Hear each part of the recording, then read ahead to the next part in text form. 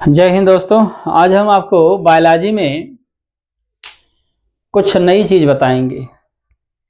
Monocistronic gene and पॉलीसिस्टोनिक gene. Monocistronic gene क्या होता है, पॉलीसिस्टोनिक जीन क्या होता है, इसके बारे में आपको बताएंगे। इसको जानने से पहले आप थोड़ा सा एक बार फोकस करिएगा सिस्टोन और यहाँ जो सिस्टोन कॉमन देखिए, सिस्टोन इसमें भी है, सिस्टोन इसमें है। तो सिस्टोन आप जान लीजिए क्या होता है। चलिए आपको बताते हैं। सबसे पहले आप क्या करेंगे, डबल स्टैंडर्ड डीएनए बनाएंगे। क्या बनाएंगे? डबल स्टैंडर्ड डीएनए बनाएंगे।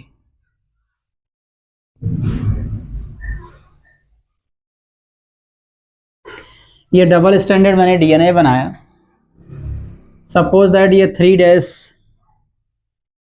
to 5' है और ये 5' to 3' स्टैंड है।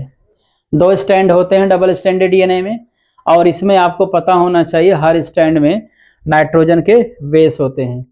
डीएनए में नाइट्रोजन के बेस कौन कौन से होते हैं? एडेनिन, गुवानिन, थायमिन और साइटोसिन। ये 4 प्रकार के डबल स्टैंडर्ड डीएनए में या डीएनए में, सिंगल स्टैंडर्ड डीएनए में भी 4 नाइट्रोजन बेस होते हैं। इसको आप याद रखिएगा। दोनों स्टैंड डबल हाइड्रोजन और ट्रिपल हाइड्रोजन बॉन्ड के माध्यम से जुड़े हुए होते हैं। ये पूरी बात मैं पिछले वीडियो में स्पेशल डीएनए और आरएनए के मॉडल स्ट्रक्चर वगैरह में और स्ट्रक्चरल जो फार्मूला होता है उसको मैंने दिया हुआ है।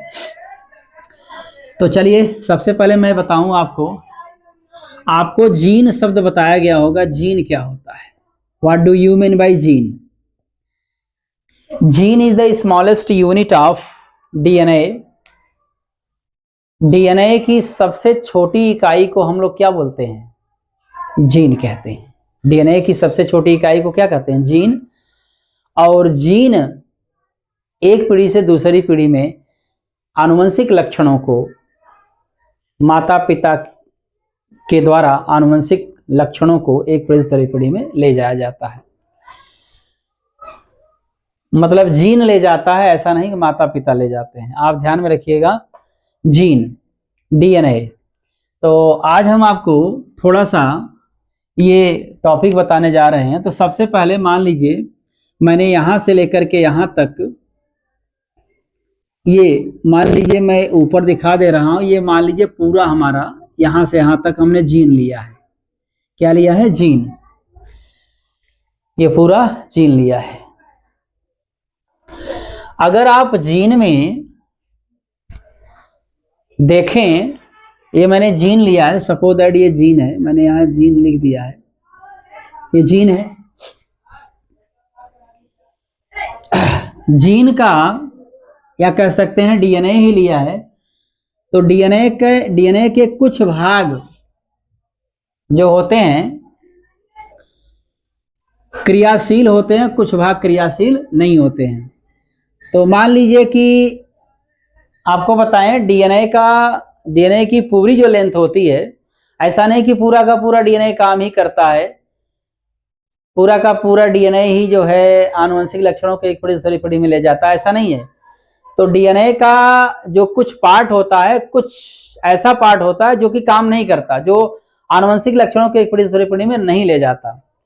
तो ध्यान में रखिएगा। तो चलिए मैं यहां दिखा दे रहा हूं, ये सपोज क्रियाशील भाग है और ये मान लीजिए क्रियाशील भाग नहीं है, और ये क्रियाशील पुनः है और ये क्रियाशील भाग नहीं है।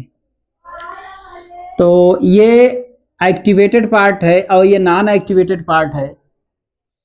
इस एक्टिवेटेड पार्ट को हम लोग एक्सॉन कहते हैं। क्या कहते हैं? एक्सॉन। और नॉन एक्टिवेटेड पार्ट को इंट्रॉन कहते हैं। क्या कहते हैं? इंट्रॉन। फिर एक्टिवेटेड पार्ट को हम लोग एक्सॉन बोलेंगे। क्या बोलेंगे? एक्सॉन। नॉन एक्टिवेटेड पार्ट को हम लोग इंट्रॉन बोलेंगे। क्या बोलेंगे? इंट्रॉन। ध्यान में रखिएगा, इस तरीके से एक्सॉन, इंट्रॉन, एक्सॉन, इंट्रॉन ये लगे हुए रहते हैं। ये क्रियाशील भाग है और ये अक्रियाशील भाग में काम नहीं करता। डीएनए का ये वाला पार्ट काम नहीं करेगा, जीन का ये पार्ट काम नहीं करेगा। क्लियर? तो ये जो एक्सान वाले पार्ट हैं, जो क्रियाशील भाग है, मैं यहाँ टिक लगा दे रहा हूँ, ये क्रियाशील भाग है। ये क्रियाशील भाग है, एक्सान वाला पार्ट क्रियाशील है। ये मैं यहाँ इसको घेरे में बंद कर दे रहा हूँ, ऐसे समझ लीजिए। ये क्रियाशील भाग है, एक्टिवेटेड पार्ट है, जीन का एक्टिवेटेड पार्ट है। बहुत सारे एक्सान, ध्यान से सुनेंगे आप, बहुत सारे एक्सान आपस में जब मिलते हैं, बहुत सारे एक्सान को अगर मिला दिया जाए, बहुत सारे एक्सान पार्ट को अगर मिला दिया जाए, तो ध्यान में रखेंगे एक सिस्टॉन बनता है। क्या बनता है? सिस्टॉन। ध्यान से सुने आप, अरे हाँ, सिस्टॉन। बहुत सारे एक्सान पार्ट आपस में मिलकर क्या बनाते हैं? सिस्टॉन। और ध्यान में रखिएगा, एक सिस्टॉन जो होता है सदैव, एक सिस्टॉन बनाया मैंने, एक सिस्टॉन सदैव एक प्रकार की प्रोटीन का निर्माण करवाता है एमआरएनए के थ्रू। इसी से आपका आरएनए या एमआरएनए, आरएनए, सभी आरएनए बनते हैं, डीएनए से ही आरएनए बनता है। तो ये वाला जो एक्सान वाला पार्ट है ना, ये आपस में मिल करके सिस्टॉन बोला जाता है, एक सिस्टॉन। और एक सिस्टॉन सदैव एक प्रकार की प्रोटीन का निर्माण करता है। अगर मैं इस स्ट्रैंड को और आगे बढ़ा दूं, सपोज दैट इधर मैं आगे बढ़ा दे रहा हूं इसको, इस पार्ट को मैं आगे बढ़ा दे रहा हूं, सपोज दैट इस पार्ट को हम आगे बढ़ा दे रहे हैं, तो बताइए, अगर ये दो एक्सान या तीन एक्सान मिल करके एक सिस्टॉन बना रहे हैं, तो आगे भी एक्सान होंगे, आगे भी एक्सान होंगे। ये सारे एक्सान मिल करके एक जो एमआरएनए बनाएंगे। एक्चुअली क्या होता है कि ये एमआरएनए बनाएगा, एमआरएनए क्या करता है? प्रोटीन का सिंथेसिस करता है, ठीक है। तो उस पर क्या होता है कि ये एक्सान एमआरएनए पर जो है मैसेज इंडिकेट करता है ट्रिपलेट कोडान के रूप में। ये डीएनए उस एमआरएनए के ऊपर ट्रिपलेट कोडान के रूप में मैसेज इंडिकेट करता है, और वही मैसेज जो है आगे चल करके प्रोटीन का निर्माण करते हैं। तो मैंने आपको बताया, एक्सान एक्सान एक्सान, बहुत सारे एक्सान मिलकर के एक सिस्टॉन बनाएंगे। इधर भी एक्सान है, इधर भी एक्सान है, बहुत सारे एक्सान एक्सान आपस में मिलकर के एक दूसरा सिस्टॉन बनाएंगे। और जो लंबी श्रृंखला है डबल स्टैंडर्ड डीएनए की, उसमें बहुत सारे एक्सान होंगे। तो एक्सान मिलकर के आपस में एक सिस्टॉन बनाएंगे, तो बहुत सारे सिस्टॉन हो जाएंगे, बहुत सारे सिस्टॉन हो जाएंगे। तो अगर डबल स्टैंडर्ड डीएनए पर ध्यान में रखिएगा, एक टाइप का सिस्टॉन मौजूद है, मतलब ये पूरा, सपोज दैट ये एक डबल स्टैंडर्ड डीएनए, इस पर एक ही टाइप का सिस्टॉन है, सारे एक्सान को मिला दिया सिस्टॉन बन जाएगा। तो जो सिस्टॉन बनेगा वह सिस्टॉन सपोज दैट एक ही प्रकार की प्रोटीन का निर्माण करवाएगा।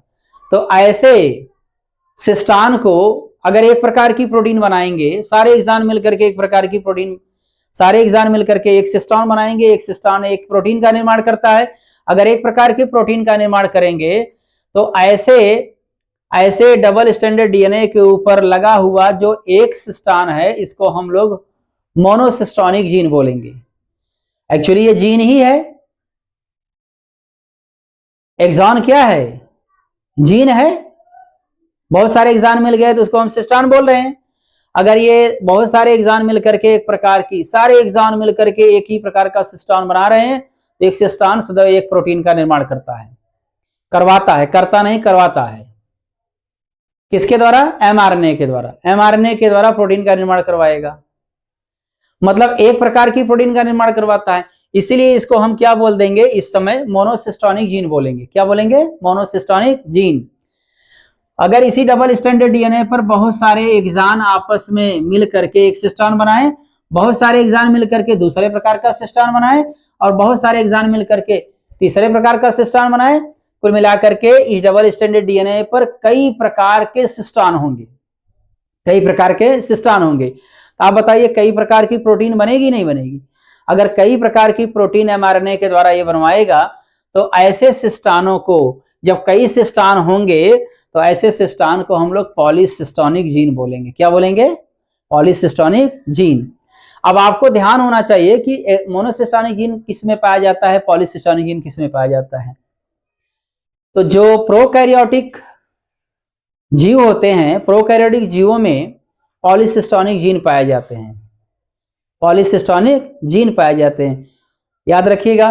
और जो यूकैरियोटिक सेल होते हैं, यूकैरियोटिक जीव होते हैं, उनमें मोनोसिस्टोनिक जीन पाया जाता है। उसमें कौन सा जीन पाया जाता है? Monocistronic gene. मतलब एक ही प्रकार की प्रोटीन का निर्माण होता है।